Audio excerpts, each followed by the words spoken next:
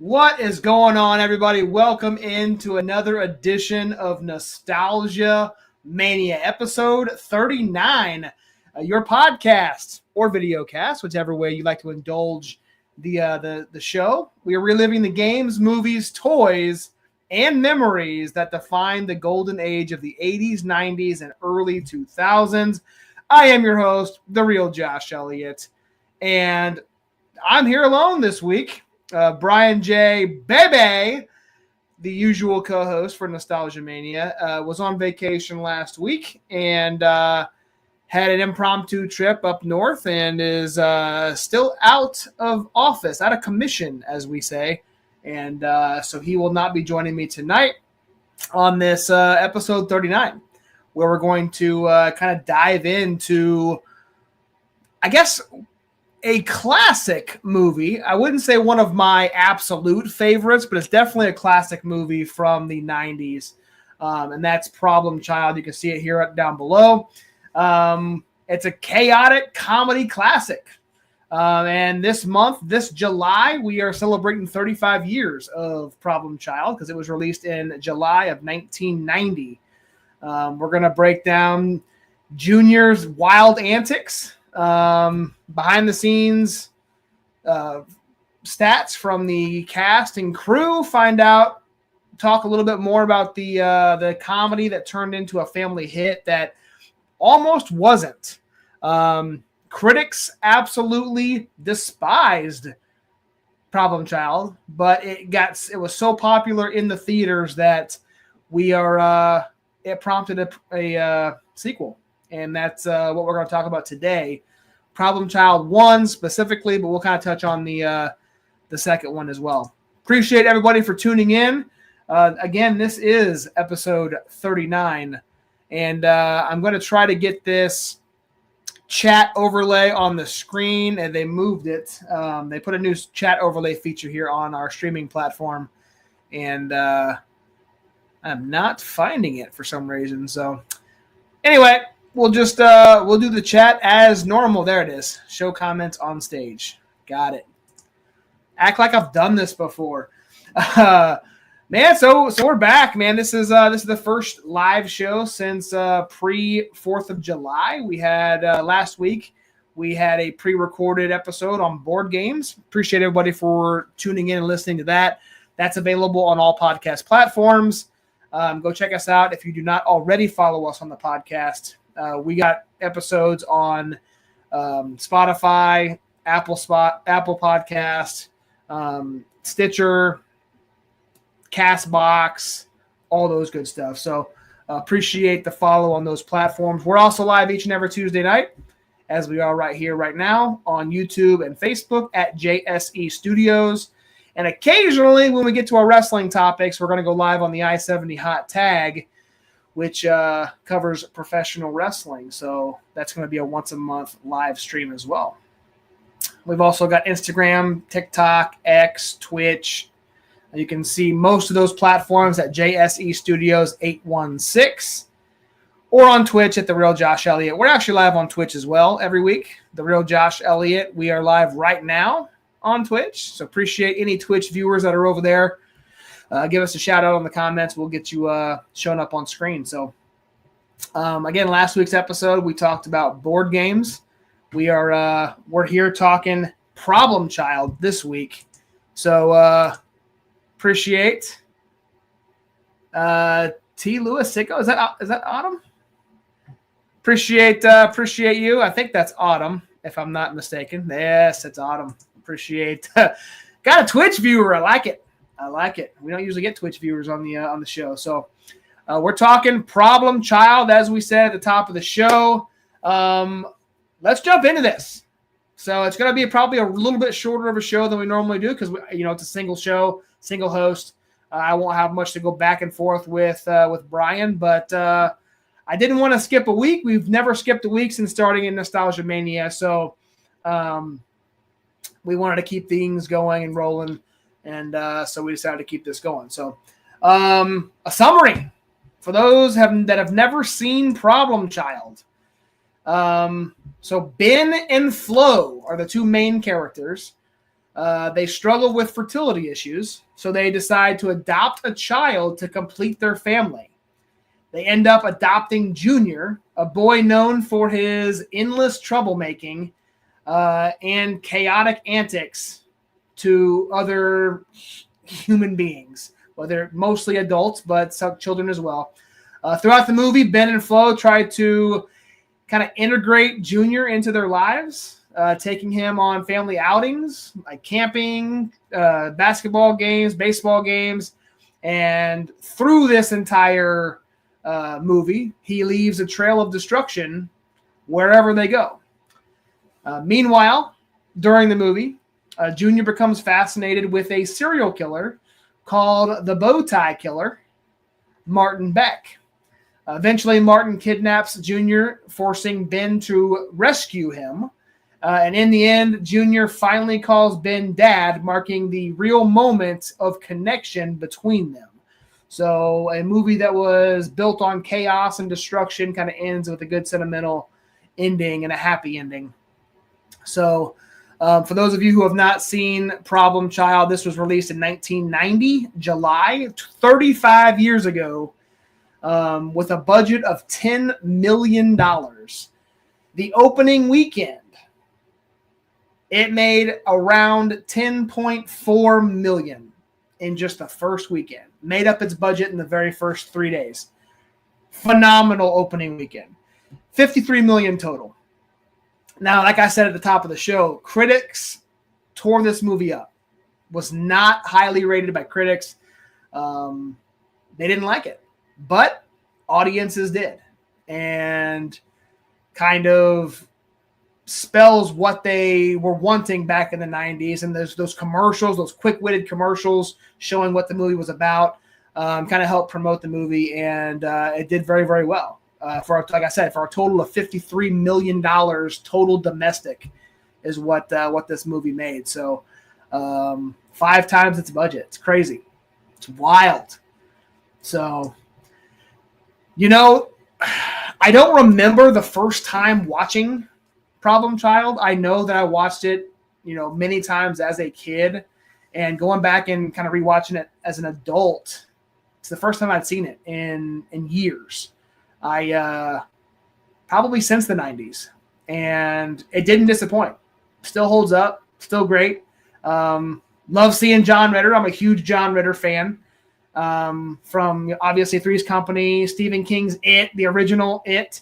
Love John Ritter. Also, man, I forgot Michael Richards, Kramer from Seinfeld, was the serial killer Martin Beck in the movie, and kind of forgot about that. But you've also got Junior, the kid, played by Michael Oliver.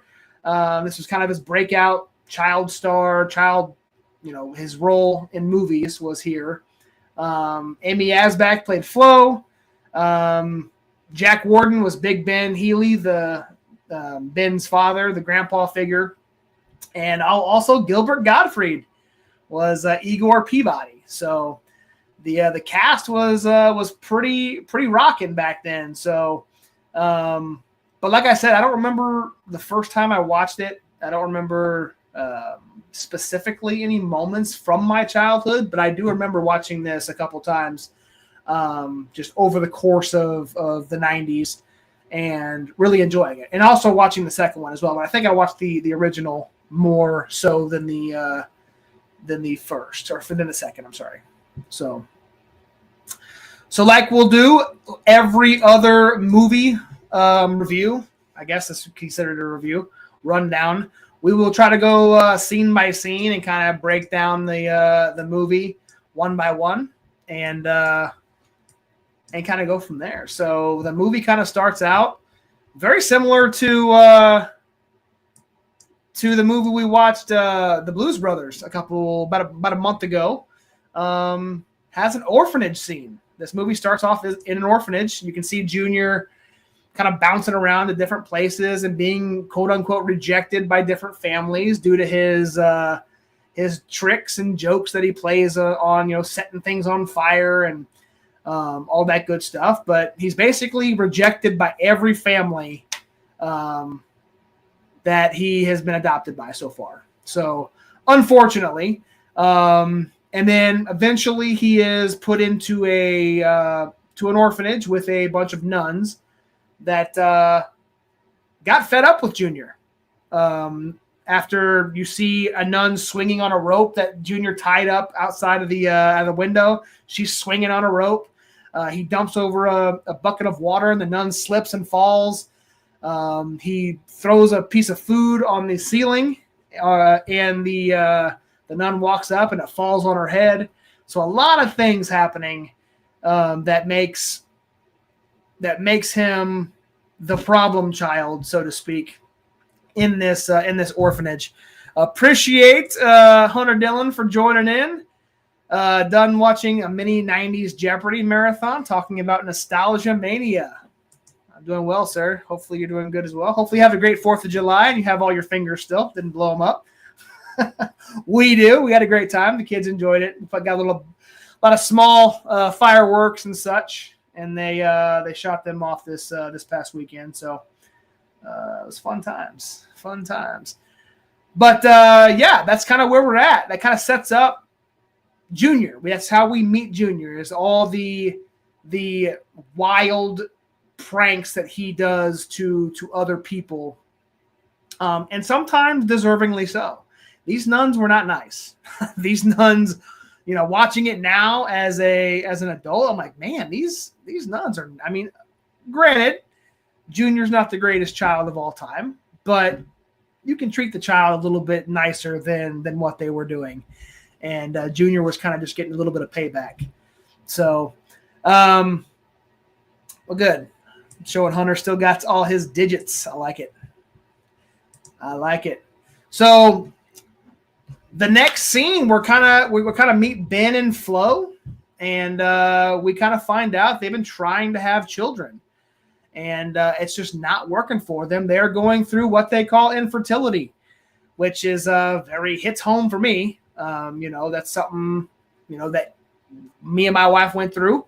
And so watching that doctor scene and everything was very familiar territory. And then we luckily got through that and have 3 wonderful children.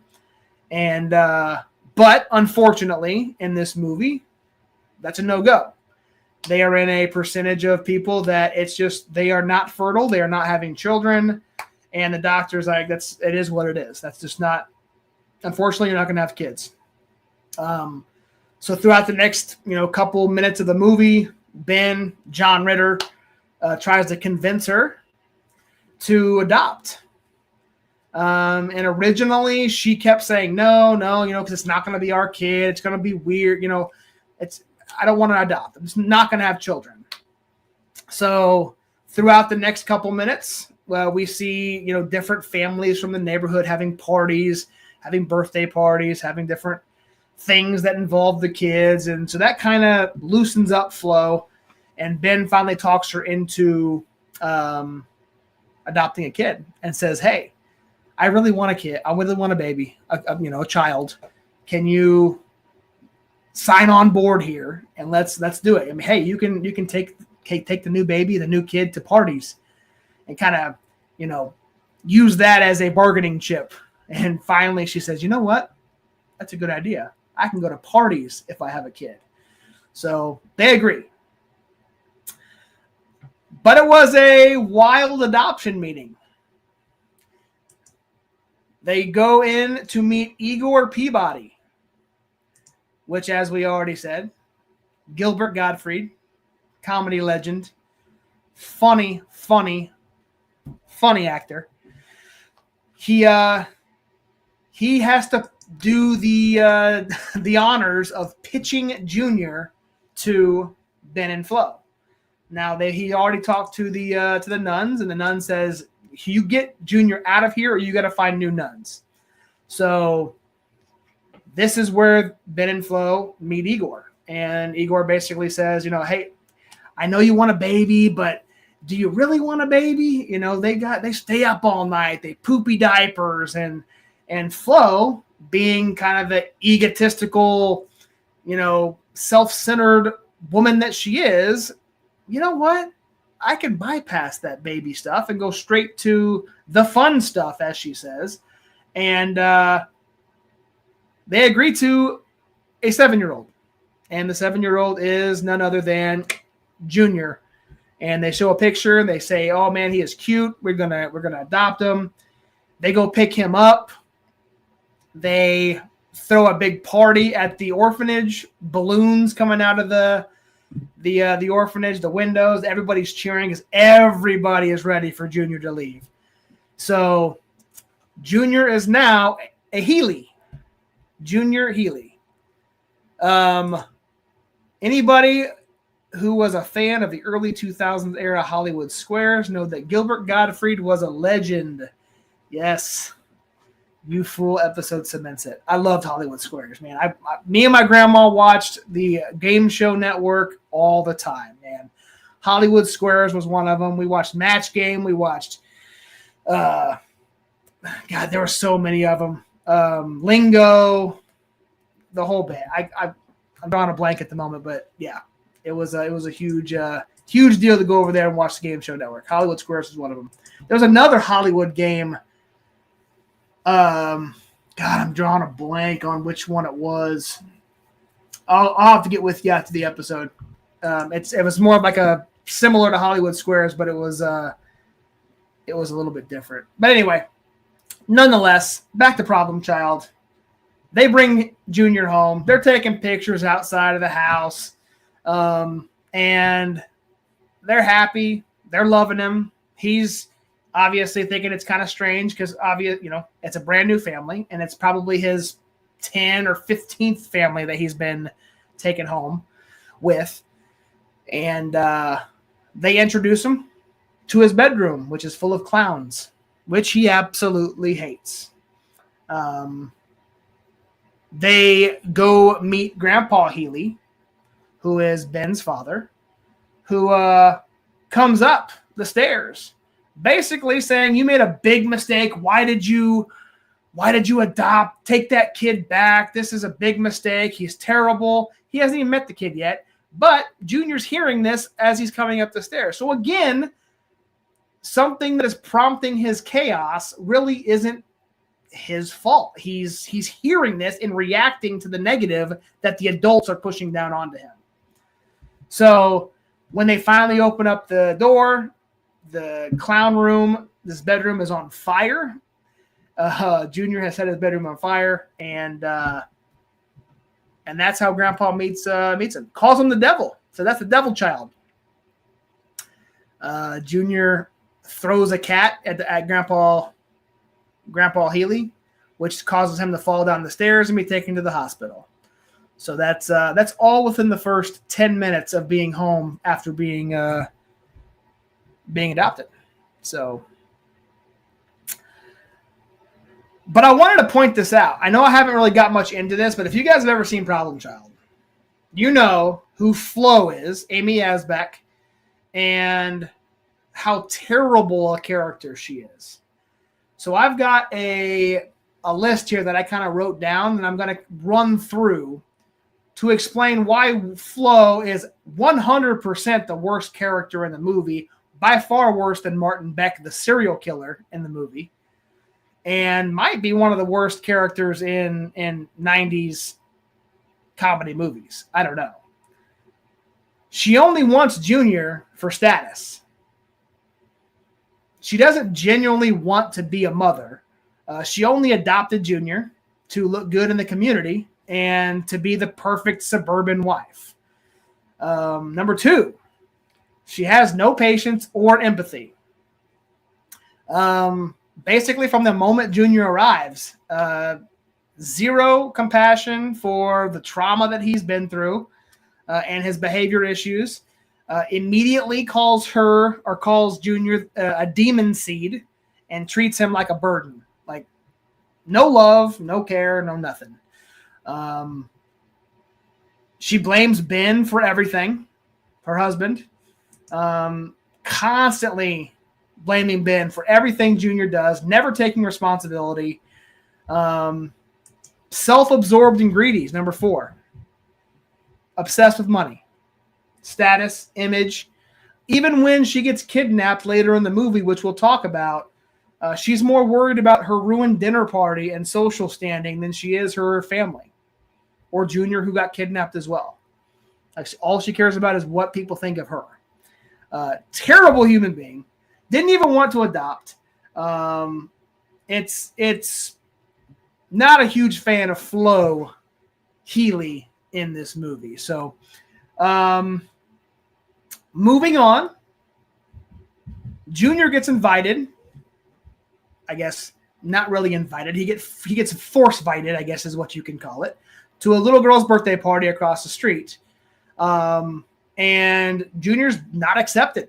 He is told he can't join the magic show, which kind of prompts him to start the chaos. Again, something that happens that makes him react. Again, I'm not saying that this is what children should do if they don't get their way or if something happens. I'm not saying that. I'm just saying that everything that I remembered about this movie, I didn't realize was all prompted about something that happened to him or about him or said to him. It's crazy. But some of the things he did at this house were pretty insane. He brings a sprinkler inside this little girl's house and puts it on her bed and turns on the water. And this sprinkler just starts spinning in the girl's room. It's wild. He throws all of her birthday presents in the swimming pool. Completely ruins her entire party. But, hey, next time, you got to invite Junior to your birthday party, or at least invite him to the magic show that's happening outside. You start to feel bad a little bit. Because, I mean, like I said, Junior is causing all the issues, all the chaos, but he's also never included in anything. So you can kind of see where that comes from.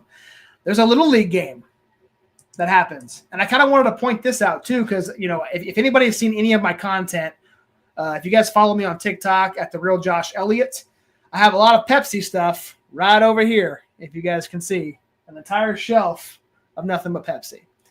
And anytime I see a movie and I see a Pepsi logo, a can, a bottle, I immediately notice it, right? I'm weird like that. I see it. I saw it at Grandpa Healy's store. In the storefront, there was a Pepsi logo. I saw it here at the Little League game on the backstop. If you guys are watching behind the plate, you see a Pepsi logo, and the scoreboard has a Pepsi logo as well. And we'll kind of get back to the driving scene of where the next time I'm going to see it. I'm wondering if Pepsi had any sort of sponsorship to this, because I mean, there's like 4 or 5 times you see the Pepsi logo. It's almost forceful, which I like, obviously, but it's just crazy how many times you see it. Nonetheless, he takes Junior to the baseball games where he's a coach. Junior ends up throwing a pitch that knocks knocks the other team's mascot down. He slides into home plate, hitting the catcher in the nether regions.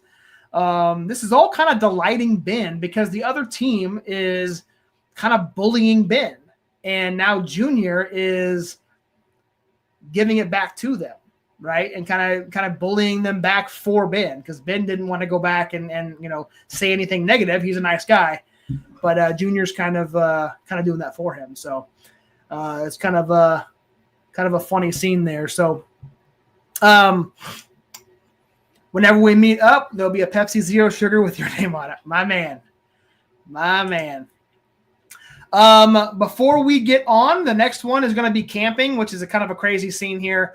I've got a little short video that's going to promote the next few weeks of Nostalgia Mania and what to look forward to, starting with tonight with Problem Child, but this is going to kind of go through the next probably 4 or 5 weeks. So let's take a look at what's on tap for Nostalgia Mania. Action figures, big wheels on the streets, TGIF and commercials on repeat. My space vibes and roller rink nights, glow in the dark stars and lava lamp lights. Nostalgia Mania, let your memories fly. Toys R Us tears in a surge so to hide. From hair gel spikes to butterfly clips, we're bringing it back. No skips, just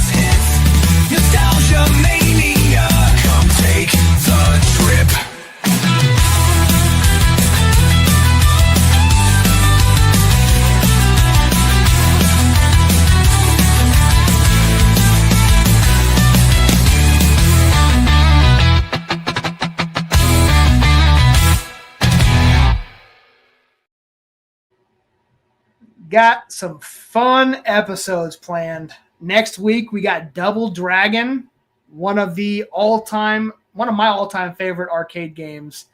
2-player madness. Absolutely loved it. It turned into a home console game as well. That's when Bryan J is going to make his return to the show. We're going to chat about that. We've got a couple great wrestling shows for you. We've got Bash at the Beach 96, where Hulk Hogan turns heel and joins the NWO or forms the NWO. We've also got Mac and Me.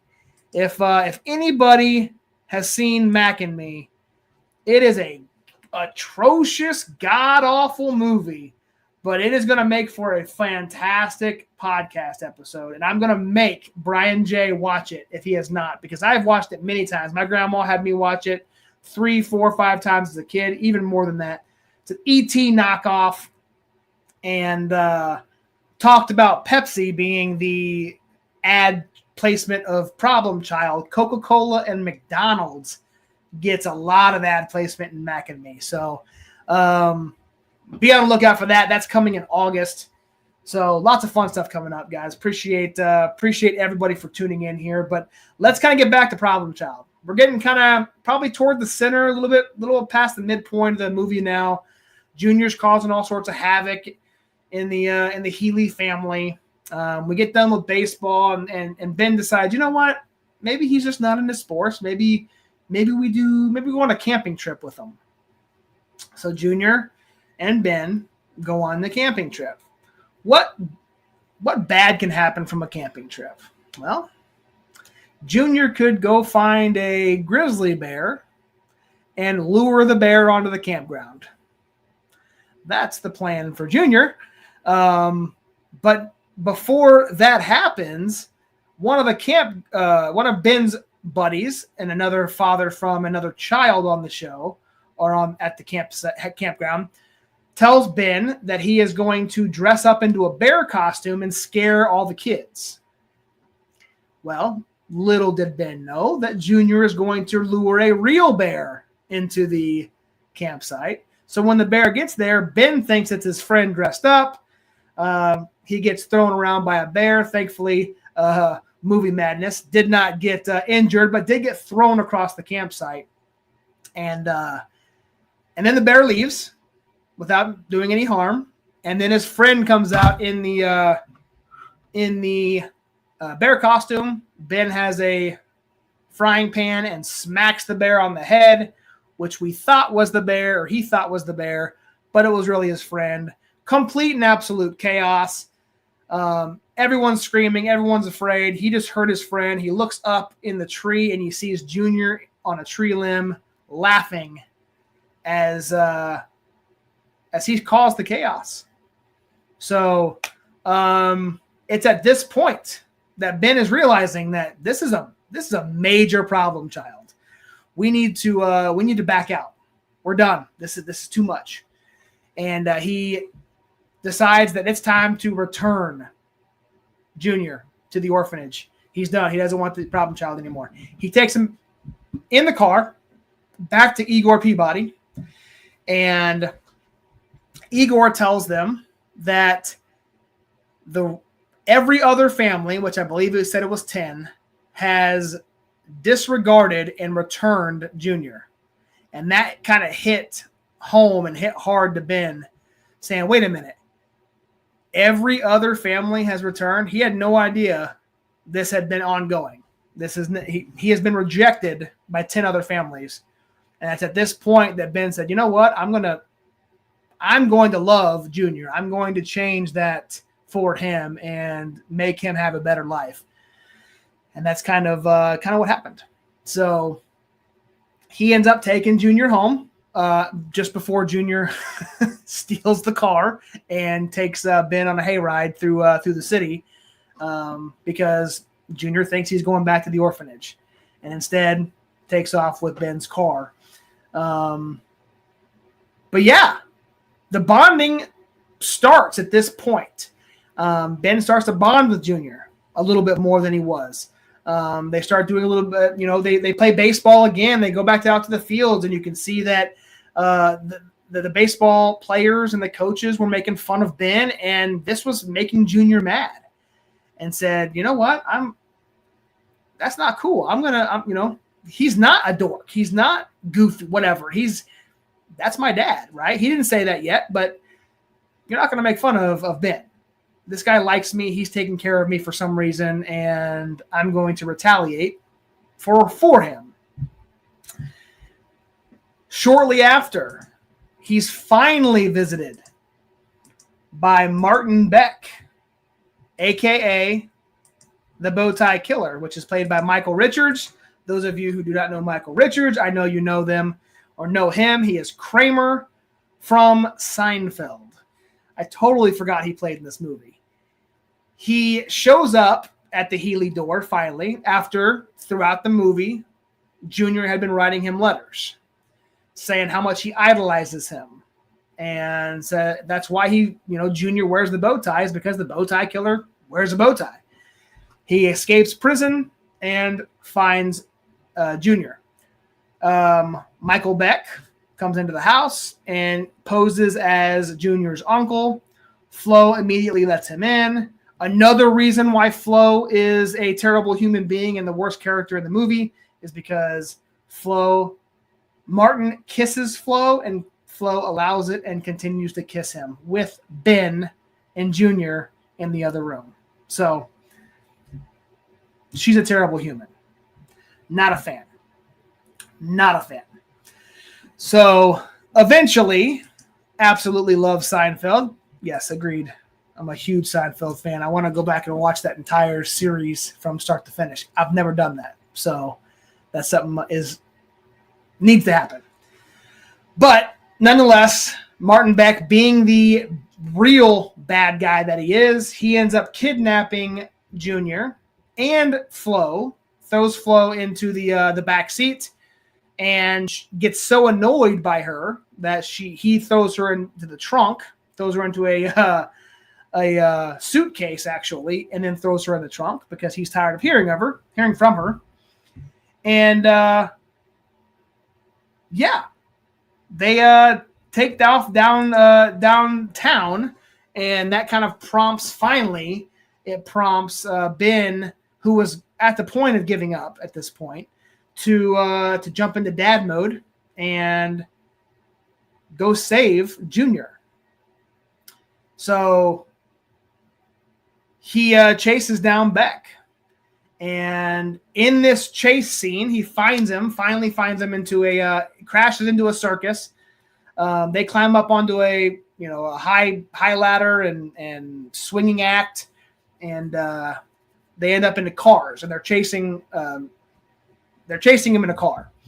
And this is the part where I'm going to bring up Pepsi again, because Martin and them crash into a storefront, and as soon as they crash through the window, they crash through about 100, and it might be exaggerating, 50, 40 Pepsi coolers. And every single cooler had a Pepsi logo on it. So the entire screen was full of 40 to 50 Pepsi logos, and it's exploded onto the screen. And at that point, I realized Pepsi had to have sponsored Problem Child. I couldn't find anything definitively, but it's a for sure. Pepsi sponsored Problem Child. But nonetheless, they chase him down. Ben finally stops Martin right on a bridge, actually. And they get Junior back. And he hugs Junior. Junior hugs him back. And it's at this point, at the very end of the movie, that Junior calls Ben Dad. Said, "Thanks, Dad." And they hug, they embrace, sorry, I think my internet is starting to slow down a little bit, but they hug and they embrace, and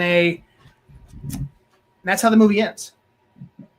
With the exception of Flo being dumped off the side of the bridge into a truck full of cows, and she unzips herself, out of the suitcase and lifts up, and all you see is the cow's butt right in her face, and you can smell the manure. She screams, closes it back, drives off, and that's kind of how the movie ends. Happy ending. The Healy's are together, at least Ben and Junior. Their dad and son. Flo's being taken off somewhere, who knows where, who cares where at this point. And that's how it is. Like I said, man, this movie was quick, fast-paced. It was only an hour and 20 minutes. So it was a super short movie. Like, it's a long episode nowadays if you watch, any TV shows on Netflix or whatever. Like, it's just a long episode of a movie. But it got through it quick. It told the story. And there was no downtime. It was go, go, go, go, go. I loved it, man. It still, to me, holds up in, 35 years later as being a fantastic movie. And as I said at the beginning, this movie had a $10 million budget, and it exceeded that in the opening weekend.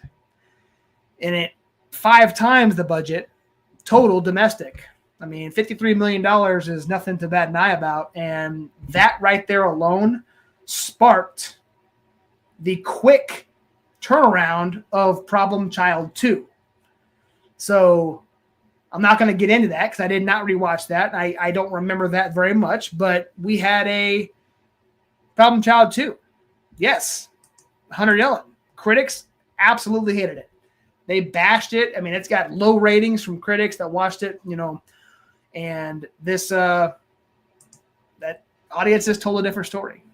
And the money speaks. And that's why within 1 year, like a year later, Problem Child 2 was released. And we insert Trixie, which is the Problem Child, the second one, Problem Child. She's the girl that that I believe they end up adopting. Again, I don't remember Problem Child 2 very much. I'm gonna have to go back and watch that. Maybe we'll do a second episode with Bryan J and follow up. But there was a second, and technically a TV third. But it had all new characters and didn't really match up with the storylines of the second. So we're not really going to talk about that one. But what I am going to talk about, I had a lot of fun with this. I wish Brian was here. But since I said Problem Child 3 was a made-for-TV movie, it didn't have anything to do with the second. Brand new characters. I went over to our friend over at ChatGPT, and we messed around and wrote a plot, a summary, a premise for what would have happened or what would happen if today's world, July of 2025, if we released a true Problem Child 3, which would be a true sequel to the first two, 34 years later. So I've got a little bit of a premise here, and I've got I don't have the overlay. Let me add this overlay real quick because I went to create this. So I want you guys to see what it looks like. I'll bring up the cover in a minute. I created a cover that go along with it. So I want you guys to let me know what you think. So here's the premise. It's been 34 years since Junior and Trixie wreaked havoc together. Now, in their early 40s, life has settled down, or so they think. Chaos is hereditary. Junior Healy, same Michael Oliver, now 43, lives in a small Midwestern town as an assistant PE teacher, mostly because it allows him to goof off with minimal responsibility. He's never married, but his life is about to be turned upside down when his sister Trixie comes back to town. Trixie, now a successful but no-nonsense corporate lawyer, returns home to temporarily care for her ailing mother, Amy Yazbek, who is recovering from hip surgery. Though more frazzled, she's dealing up with her grown-up problem child and Trixie's stubborn streak. But the big plot twist comes when Trixie's 10-year-old daughter, Savannah, shows up. Savannah is an unholy combination of Junior and Trixie's worst childhood traits. Cunning, sarcastic, fearless, and with an unbreakable will to rebel against any authority figure. Martin Beck, that serial killer, the bow tie killer from the first movie, reprises his role. Michael Richards reprises his role as Martin Beck, now living under a new name after escaping prison for the umpteenth time. He's been posing as a traveling motivational speaker for the troubled youth. And ironically, he's become Savannah's school counselor. When Savannah discovers who he really is, she blackmails him into helping her pull off the ultimate prank at her school's year-end pageant. So here's where I'm going to pull up the cover that we have created here. So here we got some new characters in this movie. Savannah, you can see right there front and center, the new problem child, played by Brooklyn Prince. You know Brooklyn Prince from the Florida Project and The Turning. She's Trixie's daughter, 10 years old. And the brains and attitude way behind her or beyond her years. The principal, the school principal, played by Randall Park. You know Randall from WandaVision, The Office, and Fresh Off the Boat. He's an uptight elementary school principal who becomes Savannah's prime target for humiliation. Officer Rick Masters, played by Adam Levine, known for Pitch Perfect and Workaholics. He's a local police officer and Junior's nemesis' son, now tasked to cleaning up Savannah's chaos. Last but not least, Tina, played by Jenny Slate, who's known for Parks and Recreation and a voice in Bob's Burger. She's Junior's co-worker at the school, a sweet gym teacher who becomes an unlikely love interest for Junior, reminding him that there's more to life than avoiding responsibility. And I'll just jump down here and kind of close it out. The ending, after Savannah's masterpiece, prank floods the bathroom or the school gym with foam during the pageant, Junior finally steps up as the adult to protect her from expulsion. Trixie realizes her daughter is just like her, strong-willed but misunderstood, and Junior offers to take Savannah under his wing to train her the right way. Martin Beck gets arrested again, screaming about how that Healy kid ruined my life again. And he's hauled away in the mascot costume. There you have it. Problem Child was a great movie. Really fun for everyone. Yes, Junior Healy. Appreciate Alan or Aaron Wallace, Adam Devine. I'm terrible at pronouncing. Adam Levine. Okay, Adam Levine is the lead singer of Maroon 5. Yes, Adam Devine. My bad. An L with a D. My bad. So yes, Adam Devine is who is starring in this one. So appreciate the correction there, Mr. Hunter Dillon.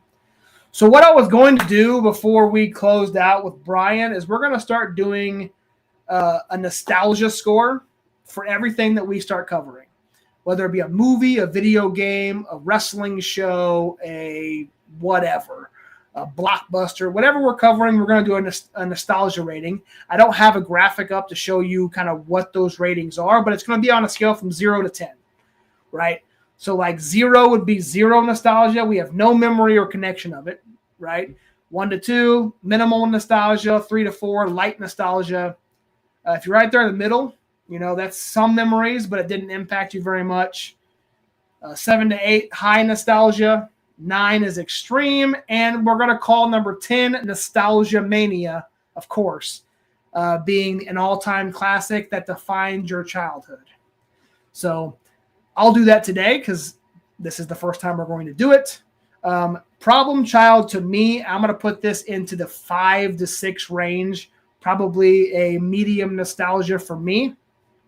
I do have some memories of it, but it did not impact me as much as a lot of our other topics that we've covered over the last 39 episodes of Nostalgia Mania. So I'll put it as 5 to 6. If anybody in the chat is still here, Hunter, Aaron Wallace, Autumn, if you guys have seen this, where would you rank that on your nostalgia ranking, your nostalgia score, I guess to say, 0 to 10. 10 being the absolute classic. It defined your childhood. 5's in the middle. And then 0, you have no memory of it. I'm assuming Autumn's going to say 0. She's much younger. But never seen it. Yep. So you're going to be right around with Autumn. You're going to say 0.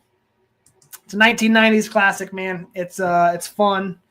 It was a fun, like I said, fun watch. Only an hour and 20 minutes. It's a long, just a long TV episode, basically. And it's not action. It's just there's constantly something happening. You know, there's no dead time. It didn't seem boring at any point in time in the movie. So, but that's about it. We appreciate every single one of you that has tuned in. I see we got some viewers. Most of you are commenting, but we got some in here that did not comment. Hunter Dillon, Aaron Wallace, Autumn, we're here. Appreciate everybody for coming in. Hunter was born in 1995. I've never seen it on video, DVD, or on TV. Dude, I'm telling you what, this is the first time I've seen it since the 90s. I mean, it's been a long time. So what I do is, you know, we're the concept of this show is we'll go like it's July. So we'll look for a movie that was released in the month of July. I like to do like milestone anniversary. So this is 35 years. So like we'll do 30 years, 35, 40, 25.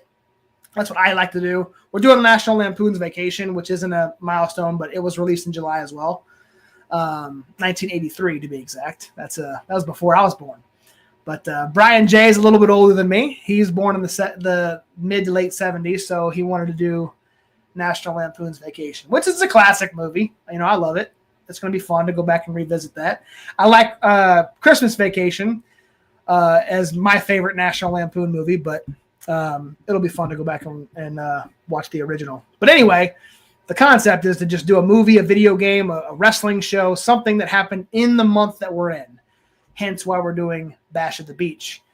1996, that was July. NWO Formation. We got SummerSlam 1992. Next month in August, we're going to talk. That was Warrior and Savage for the WWF title, and then Bret Hart versus British Bulldog main evented that over the world title for the Intercontinental. So that's going to be a damn good one. I don't know if I've ever seen that entire show from start to finish. So I've seen both of those matches, but I've never seen all the other undercard matches. So it'll be fun. But next week, we're going back to the video game realm where we started, man. This is what Nostalgia Mania was built on, was video games. That's why we started it. And we didn't do anything but video games for the first 20 episodes. We're going back to that. We're going to Double Dragon, which is a classic arcade game, one of my all-time favorites. We will talk about its transformation into the home consoles because there's a version for almost every single platform you can think of. Regular, Super, Sega. I think it went to GameCube for a while, maybe Nintendo 64. I'm not sure, but I mean, when I looked this up, it was on I saw covers for at least 5 or 6 different home consoles for Double Dragon. So I'm excited to do that one. Bryan J, baby, will be back with us to chat about that. Again, we are on all podcast platforms. If you are a podcast listener, episodes are normally dropped the day after we're live. So Wednesday nights, usually, for your drive to work on Thursdays. Go like and follow us there. Share us if you can. We don't get a ton of interaction on those platforms, but we're trying to build that side of it, even though we're more of a video podcast or a video cast show. If you guys have those, Apple and Spotify are the 2 main ones, but we're everywhere. We're on all the other smaller platforms as well. Go give us a like and follow on all those. But if not, follow us on JSE Studios at YouTube, JSE Studios on Facebook. Go follow Bryan J, baby. He's got Instagram. He's got TikTok. He's got X. And you can follow him at Bryan_J, baby, I believe is what it is. Or it's Bryan J_. The underscore is either before or after the J. Go follow him on platforms. Go follow Hunter Dillon 95. He's hanging out this entire episode, man. 56 minutes. Hunter Dillon's been in here. Go follow Hunter Dillon, man. He does some fun stuff over on his Discord. He's got a fun channel to watch.